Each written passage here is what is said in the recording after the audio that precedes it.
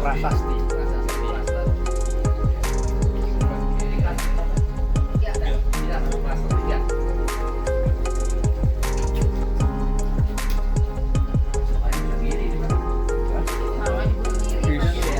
Di sini paling top mas.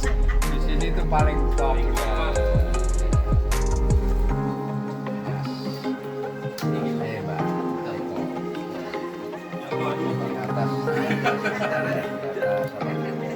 Lebih itu yang tua dulu Pak.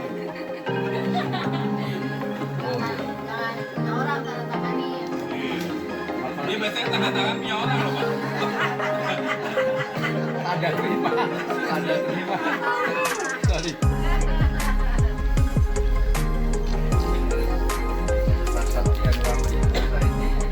Permanen nggak Pak?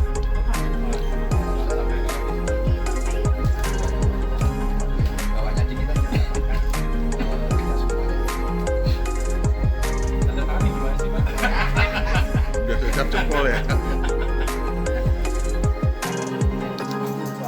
Time bomb Pak. Nah itu putih tuh. Oh ya, ini. Luar biasa. Ya, tapi udah tanda tangan. Ada apa-apa, ada apa-apa.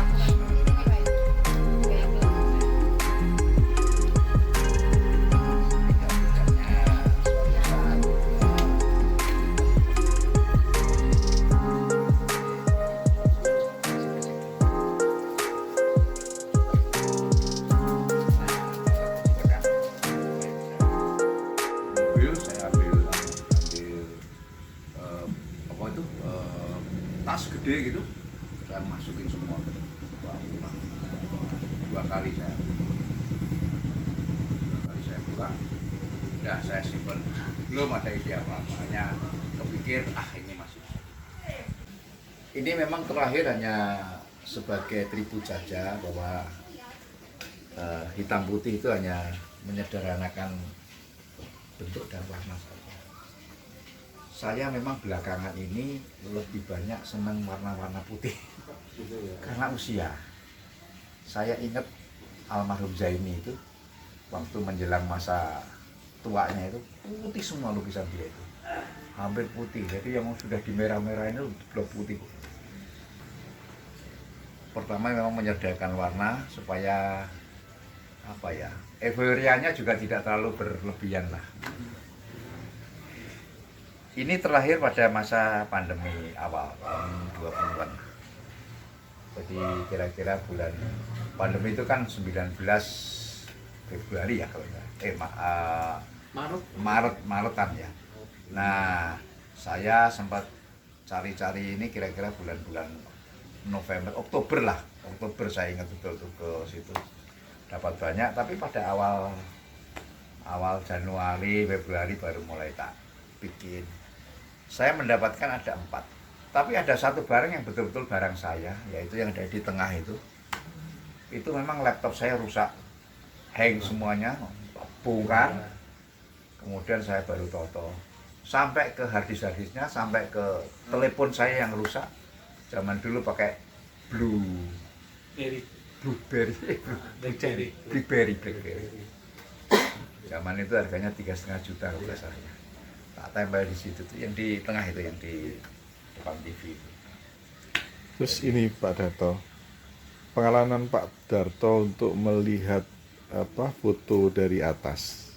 Oh. Karena memang Pak Darto kan dulu sebagai Ya, pendata jadi, dari ini kisahnya cukup unik. Ya, pertama, saya senang fotografi. Ya. Ya, fotografi. Waktu itu saya kerja di satu perusahaan asing, Total namanya. Jadi dites bisa foto, bisa, saya bilang gitu. Dites foto, oh iya bagi jadi. Suatu saat kamu bisa motret lapangan nggak gitu? Lapangan perenyakan. Dan belum pernah saya ke sana, Terus motretnya gimana? Ya dari udara. Waduh, saya tidak ada ilmu khusus untuk memotret dari udara. Tidak ada. Zaman itu tidak ada yang namanya kursus. Tahun 80 itu belum ada yang namanya kursus fotografi, itu belum ada. Darwis itu baru masuk tahun 90-an kalau nggak salah ya. Jadi 80 itu nggak ada kursus. Kemudian tidak ada bekal sama sekali saya untuk tingginya berapa, anunya berapa. Wah, black sama sekali. Hanya saya mengatakan pada bos saya, kasih saya kesempatan. Dan kesempatan itu akan saya pergunakan sebaik-baiknya. Kalau Anda percaya, saya akan jalan. Berani udah. Saya dari Jakarta ke Balikpapan terus ke Delta Mahakam. Jadi hari-hari pertama itu saya ngobrol sama pilot. Pilotnya londo lagi. Waduh, bahasa Inggris saya wes orang karu-karuan lah. Tapi ya nekatnya tadi. Saya hanya modalkan map. Ini lapangan saya, this is my our field, bla bla bla bla bla. Oh ya yes I know, dia memang sudah pengalaman kan. Saya perlu dari sini muter 3 kali pada ketinggian kira-kira berapa idealnya. Dia yang ngomong, kira-kira 300 meter atau 250, between itu baru bagus. Oke. Heli nih Pak ya? Heli ya. Nah yang bikin saya kaget adalah helinya harus terbuka mas. Tidak boleh. Kalau ini pakai kaca kan, ada screennya itu kaca, nggak boleh. Jadi dipreteli dulu, kanan kiri dipreteli mas, supaya imbang. Saya ngambil dari sebelah kanan, ini pilot dan co-pilotnya, saya pakai handset. Terus saya bilang, apa itu? Ya turun 250, ya wah itu baru pertama kali naik heli. Jadi semuanya serba baru pertama kali. Saya membawa 3 kamera, 1, 2, 3 tumpuk dengan berbagai ukuran lensa, supaya nggak usah ganti-ganti. Jaket saya isi film yang sudah terbuka, jadi tinggal buka plug, masukin gulung, plug, wah ini masih riwah pakai slide segala macam. Jadi saya bawa kira-kira betul yang 36 yang waduh, malah ada yang 1 roll itu nggak gigit gitu, jadi kosong. Ya itu pengalaman itu. Jadi itu sesuatu yang saya lihat adalah kekaguman saya, wah kalau di udara di atas tuh kayak begini tuh. Jadi sambil terlena melihat situasi dari atas, wah ini rasanya kayak burung saya ini. Yang kedua adalah bagaimana hasil karya ini bisa baik, karena yang pesan kan bule mas, bos saya ini kan bule waktu itu. Kecuali bos di PR saya itu orang Indonesia, tapi yang akan mempergunakan foto ini bule-bule semua ya, untuk dibikin katalog gitu kan. Nah, yang membuat saya waktu itu kecil hati adalah ada satu lapangan yang kira-kira kalau pakai pakai heli itu kira-kira harus 45 menit. Nyebrang laut mas, tidak ada yang bisa dilihat kecuali air. Waduh. Nyali saya kecil sekali, wah ini kecemplung kayak apa gitu lah kira-kira begitu.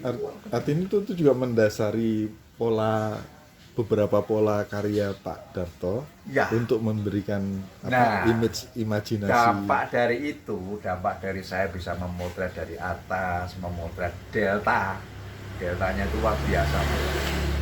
Nah itulah terus mendasari saya banyak lukisan-lukisan saya yang view-nya dari atas. Kayak ini kan view-nya dari atas, ini judulnya Delta mas. Ya sebenarnya judulnya gold tapi basic garis-garisnya adalah garis-garis delta. Nah, kalau Anda lihat dari atas. Ada lepas pantai ya? Ya, dilepas di pinggiran pantai gitu, itu ada garis-garis, ada tambak ikan, ada tambak udang, ada hutan-hutan bako, luar biasa. Sayangnya foto-foto saya itu karena ini adalah milik company tidak bisa saya ambil. Zaman itu saya belum bisa yang namanya scanning segala belum ya, jadi negatif semua saya serahkan ke kantor semua. Hanya mungkin ada 1-2 yang saya ambil dari mereka, tapi relatif yang saya ambil itu adalah foto-foto yang dipakai oleh mereka untuk bikin katalog, jadi referensi saya lah. Nah itu pengalaman foto pertama kali saya, dan itu saya lakukan 3 hari berturut-turut mas. Dan hari yang ketiga kalau nggak salah ya, seingat saya hari ketiga itu kita sudah naik ketinggian 300, ada mendung turun lagi, nggak berani mas, nggak berani. Karena pertama hasilnya tidak bagus ya. Matahari nyorotin mendung, cahaya di bawahnya tidak akan sempurna ya. Jadi abu-abu, jadinya abu-abu. Jadi kita turun aja deh, turun lagi. Lihat baik, sana naik lagi. Jadi sehari itu bisa 3 kali, 4 kali turun naik. Zaman itu yang namanya sewa chopper sejam 750.000 tahun itu sejam. Saya makainya dari pagi sampai sore. Udah tahu berapa juta zaman itu ya, tahun 80. Saya motret itu tuh kira-kira tahun 80. Saya masuk total tuh 80, 81, 82, 83 lah. Saya 2 tahun saya mengenal semua kesibukan kantor, ngerti selahnya. Dan karena saya ini kan kesasar, Mas. Ijazah seni rupa maksudnya ke perminyakan. Itu kan yang salah siapa saya juga nggak tahu. Apa yang salah mereka, apa saya nggak tahu. Tapi waktu itu saya dites ada 11 orang, dites hanya 1 yang kebetulan. Karena waktu dites sama-sama seni rupa, tapi mungkin ada plusnya saya. Saya bisa fotografi, saya bisa videografi waktu itu.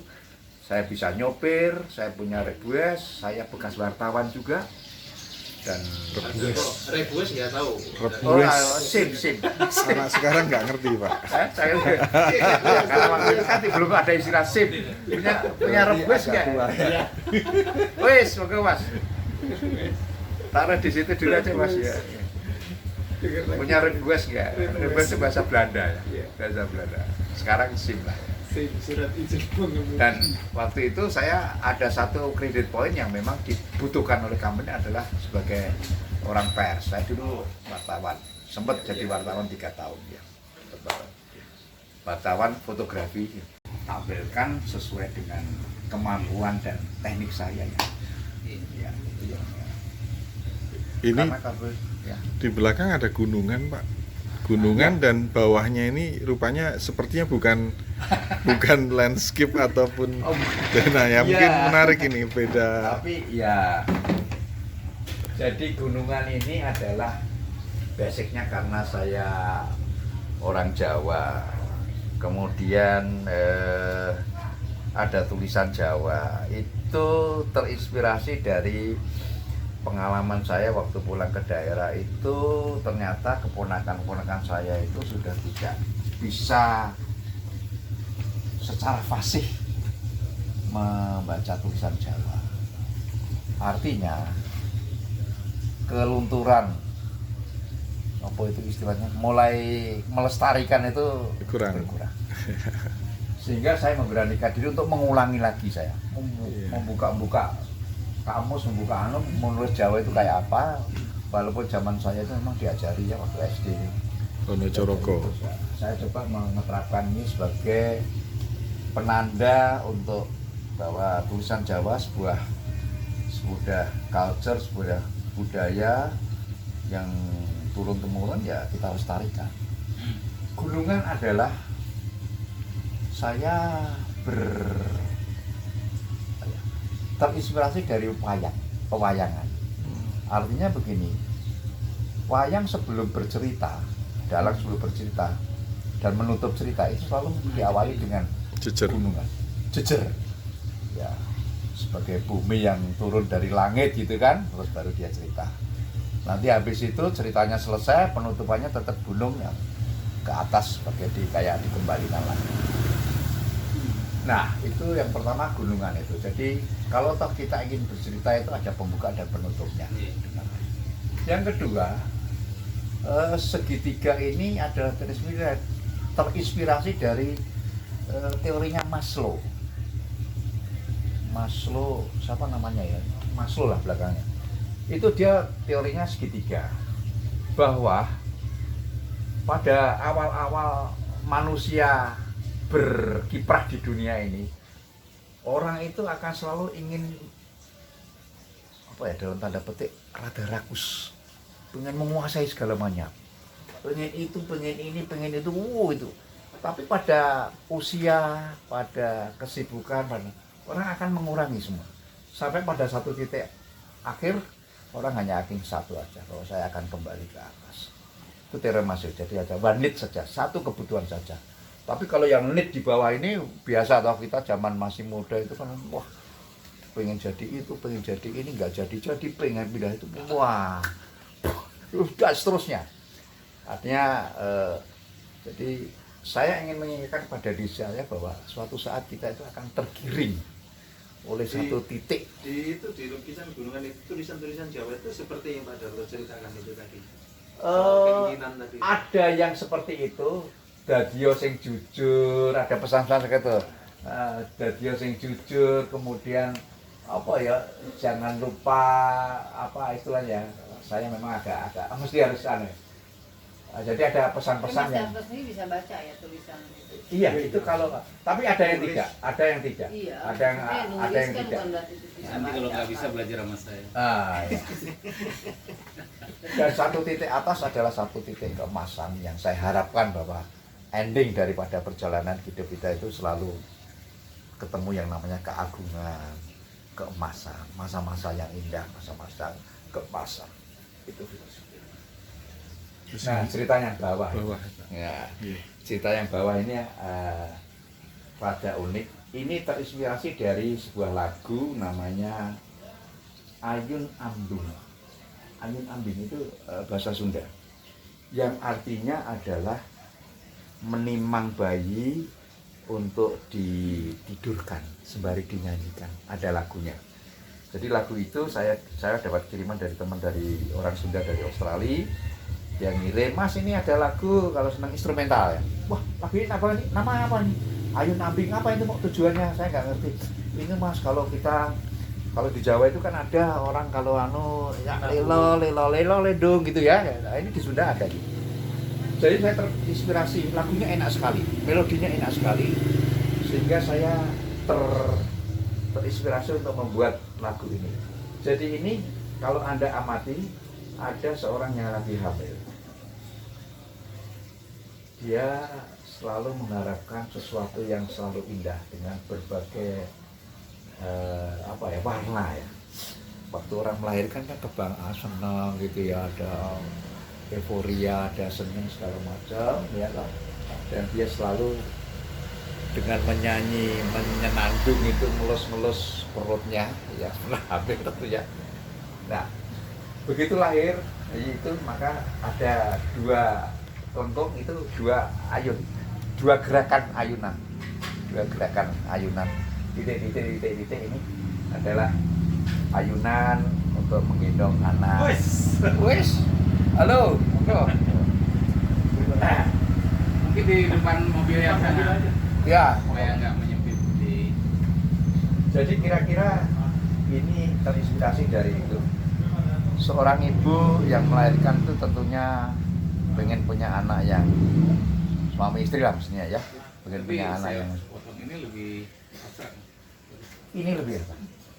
Lebih jeru, ya, lebih agak Meskipun dalam. kita tidak harus asosiatif ya, kita Ya. harus mencari dulu.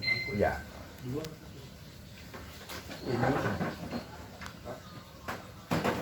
Apa kabar Mas? wis senang sekali bisa ketemu zaman saya. Mas diunjuk Mas. Nggih, Pak. Aku dewi itu diawali dari kenapa saya mengambil sikap untuk melukis. Jadi waktu saya kecil itu saya muncul keinginan untuk melukis, berkesenian lah, bukan hanya melukis, menggambar zaman itu ya kalau wajah.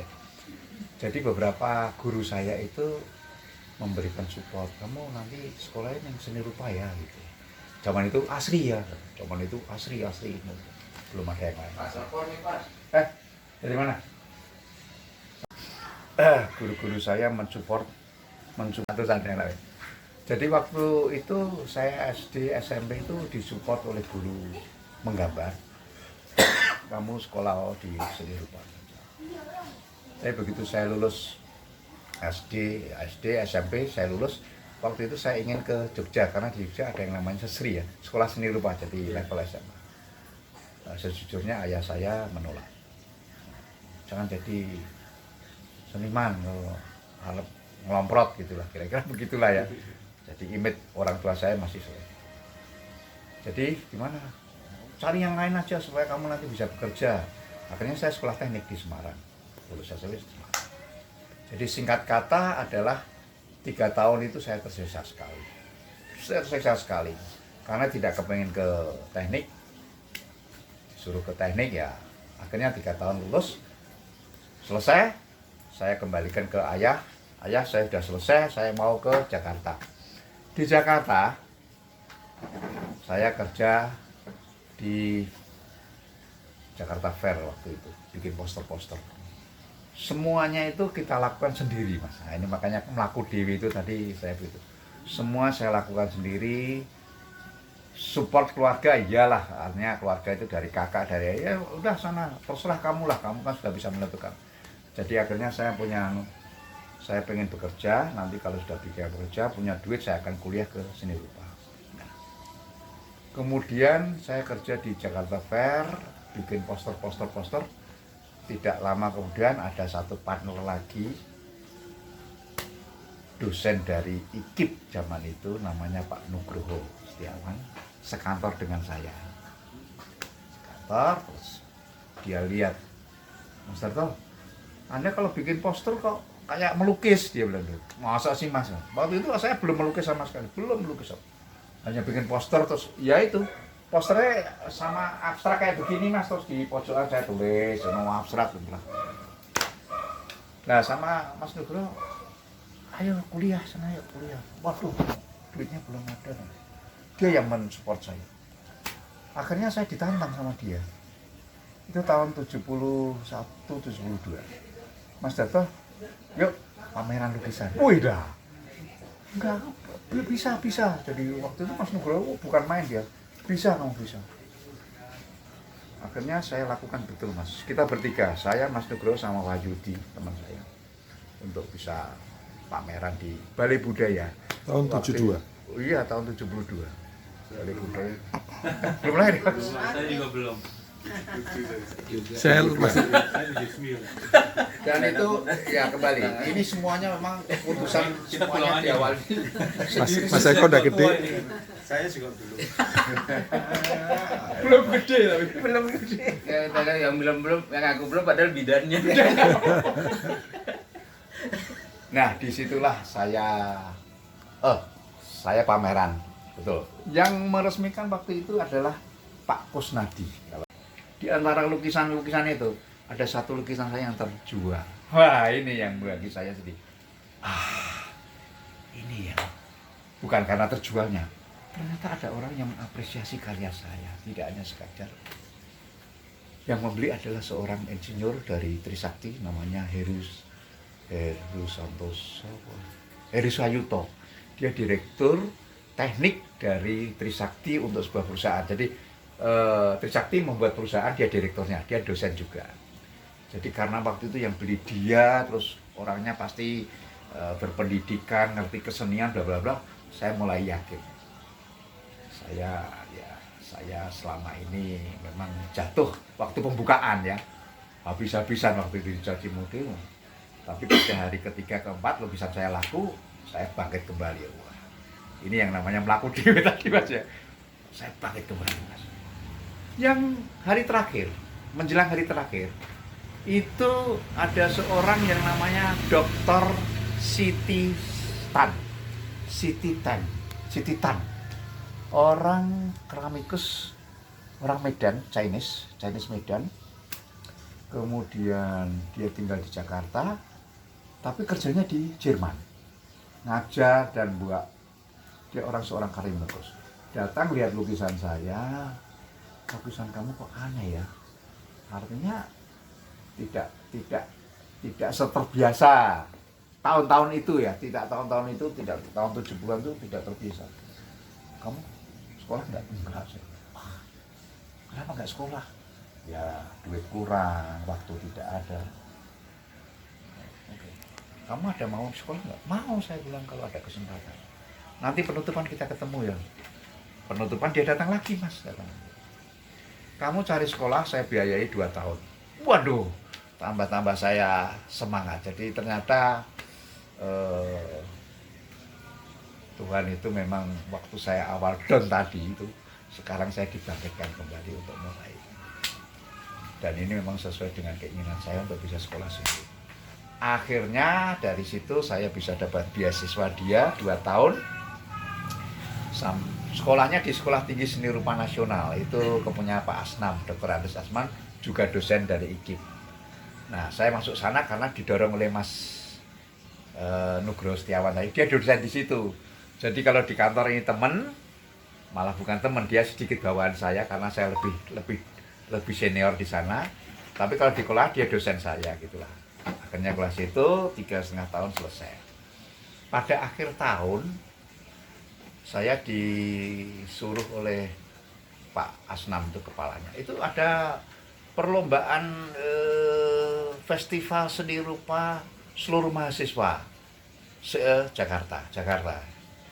Kamu mewakili mewakili sekolahan kita gitu. Pak Nugroho juga, wakilin aja Mas. Loh, Pak Nugroho enggak, saya kan murid-murid aja. Di antara murid-murid itu hanya saya aja yang dikirim. Udahlah, kamu aja deh. Yang saya kirim adalah lukisan abstrak, Mas. Betul-betul abstrak. Tata warna itu ya ya abstrak lah, tidak realis. Masuk ke sana. Alhamdulillah dapat penghargaan sebagai pelukis terbaik seluruh DKI. Satu-satunya itu. Dan yang dipilih untuk lukisan hanya 1 orang. Di situ ada 6, jadi ada 6 apa 5, 1 furniture, 1 lukis, 1 patung, 1 ini hanya ada diambil satu-satu aja. Kebetulan sekolah kita itu ya seumur-umur baru kali itulah sekolahan kita itu ada menang itu seumur udah berapa puluh tahun itu sekolahan berdiri, kira-kira begitu. Nah disitulah saya menjadi semakin meyakini apapun yang saya lakukan, apapun yang saya inginkan, saya tetap berjalan sendiri. Soal Melaku dewi tadi. Kalau dikaitin di parade ini, Pak Darto. Nah, apa itu? Kalau di parade ini berhubungan dengan pandemi. Jadi pandemi ini membuat saya ini kayak semacam dalam tanda petik menciut nyali saya karena zaman itu kan korban-korban itu kan luar biasa, Mas. Orang meninggal tiap hari ratusan orang gitu kan, nyali saya kecil. Dan saya sempat tidak melukis sama sekali beberapa bulan, kayak ketakutan, jaga keluarga. Istri saya kan dalam kondisi kayak gini kan nggak bisa kemana-mana, saya juga nggak berani keluar. Akhirnya ya udahlah, kalau begini terus ya garis besarnya adalah kalau kita nggak jalan ya kapan lagi gitu kan. Mulai saya bangkit membuat ini tahun ini hasil pandemi. Ini enggak ada lagi yang 4 lagi di masa-masa. Jadi ada kira-kira ada 10 lukisan. Jadi hubungannya dengan pelaku dewe itu adalah memang dalam pandemi ini kalau tidak kita sendiri yang jalan, tidak akan bisa jalan. Kayaknya ada bintang dari Jalan Radio Dalam datang ke sini menawarkan untuk pameran dari sini. Wah, yang bener ya sudah, saya mau, saya bilang. Wah, terus mulai mencari itu, Mas, apa ya judulnya ya sehingga nyeleneh dhewe mlaku. Sebetulnya saya mau judulnya itu Pameran Dewe Mlaku gitu aja. Pikir kok pameran dewe melaku ya. Memang kan pameran dewe sendiri kan ini kan. Pameran sendiri, bukan pameran tunggal ya. Waktu itu tulisan pameran dewe melaku. Ya memang sendiri ya, gimana lagi ya. Sampai saya ini semuanya saya kerjakan sendiri, Mas. Jadi masang-masang ini tak paku kok ngecat sendiri udah. Karena saya nggak berani membawa tukang ke sini. Ya. Pinjem tangga, palon-palonnya sendiri. Makanya kurang rapi namanya tukang-tukang. Jadi kaitannya dengan pelaku dewe adalah memang pandemi ini membuat kita harus pakai tawaran dari Mas Tioko, Mas Bro William, Mas waktu itu wah itu kayak semacam memicu saya, ini tantangan ini. Jadi saya bersyukur masih ada orang yang masih membuka pintu untuk saya bisa melaku lagi. Tiap 3 hari seminggu itu mandi klub, Pak. Oh, begitu Mas. Gimana tuh tahun ya? Saya itu dapat ini ilmu dari itu YouTube tuh apa itu yang Batak itu. Oh, Hotman. Enggak, namanya itu apa itu ya, mandi opuk. Jadi itu rempah-rempah kasih Colok itu. enggak, kasih itu pipa, pipanya masukin ke kamar mandi. Nah, kamar mandi saya kan keramik tuh. Oh, Saya jadi tempel pas sambungan itu saya tempel stiker, jadi kan yang keluar ada ini ya, Oh. jadi di situ itu kayak sauna ya, kayak sauna. oh, itu enak itu. Enak ya keringat. Keluar dari ruangan Apa, Mas? Sama ini masih ada nggak ayo kompornya udah Iya. tak bungkus Mas. Setelah pandemi tak bungkus Di rumah itu. Boleh di Mas. rumah. Itu bikin bilik-bilik kayak gitu. Lumayan loh Oh, itu iya, sekali mandi harusnya bisa. ada. Jadi orang Orang mandi bilang acaranya siapa aja ya? 29 ya saya nggak mengikuti ya, tapi ya cuman Pakai saya. di grup lain kan ada juga ya. Saya udah Di kelas masuk lain. kamar mandi aja di simpel gas porsi gini. Monggo aja. Kita ngobrol-ngobrol yang lebih. Kalau ini lagi berlangsung dia di masker. Saya Oh, sekarang ya? Iya, tadi jam 5 ya. rempah. Rempah. Kalau ke sana nggak? Jahe, serai, Gaul jahe, soalnya serai, ya. pandan, Oh iya, Kemarin saya kan dekat Tangerang. jeruk nipis, luar biasa. Ikut tuh jeruk, ketemu kasih itu garam, komedian. garam recek. Anjis gagal. Oh Temannya iya. itu kayak Ridwan. Oh Ridwan. nggak tahu siapa. Luar biasa ya. Tapi jaga kesehatan.